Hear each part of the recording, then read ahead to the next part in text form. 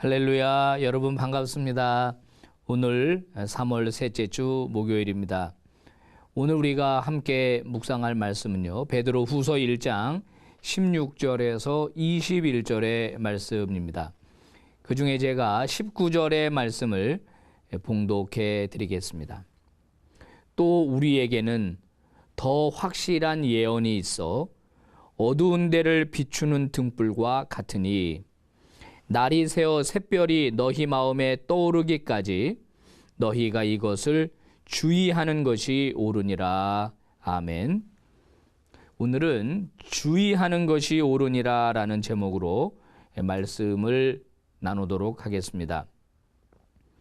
초기 기독교 공동체는 예수님의 재림을 생생하게 기다리는 살아있는 공동체였습니다.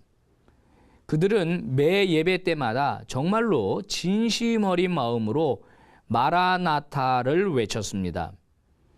여러분도 들어보셨겠지만 마라나타라고 하는 말의 뜻은 주 예수님 어서 오시옵소서, 속히 오시옵소서라는 뜻입니다.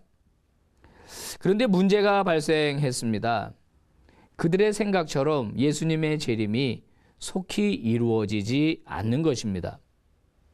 재림을 기다리던 예수님의 제자들이 하나씩 둘씩 세상을 떠나게 되고요. 어떤 사람들은 재림이라고 하는 것이 이제 안 올 것이다 그러면서 교회 공동체를 이탈하는 일도 생기게 되었습니다.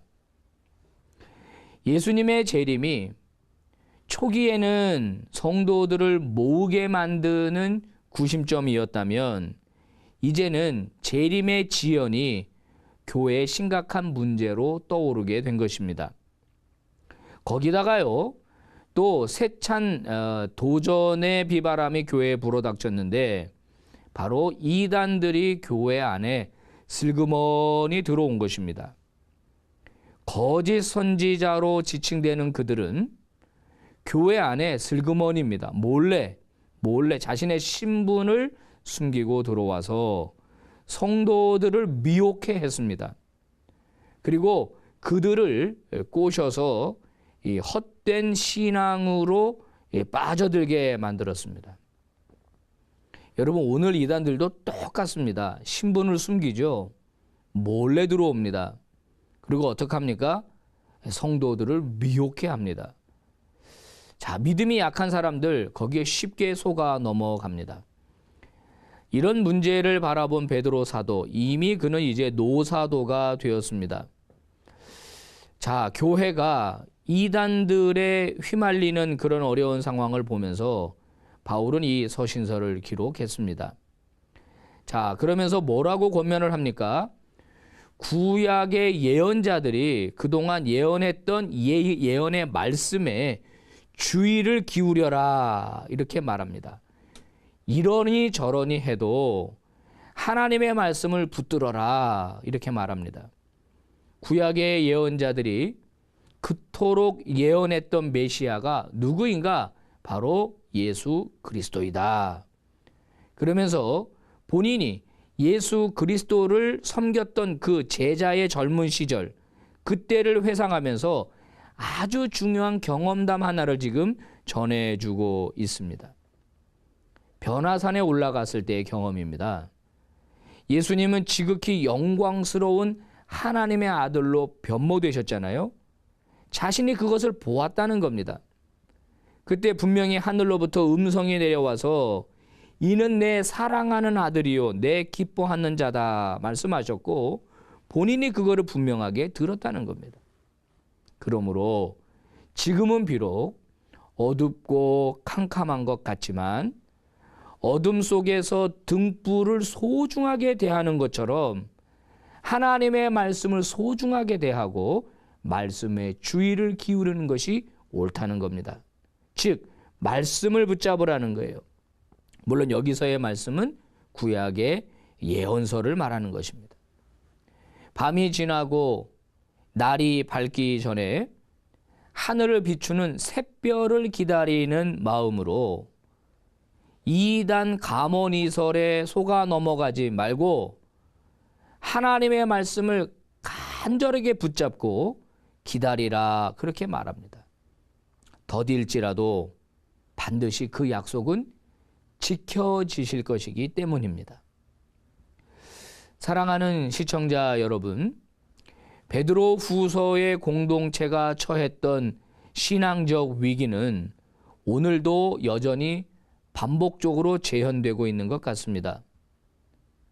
오늘의 교회는 교회 안으로부터 그리고 교회 밖으로부터 심각한 위기에 처해 있습니다.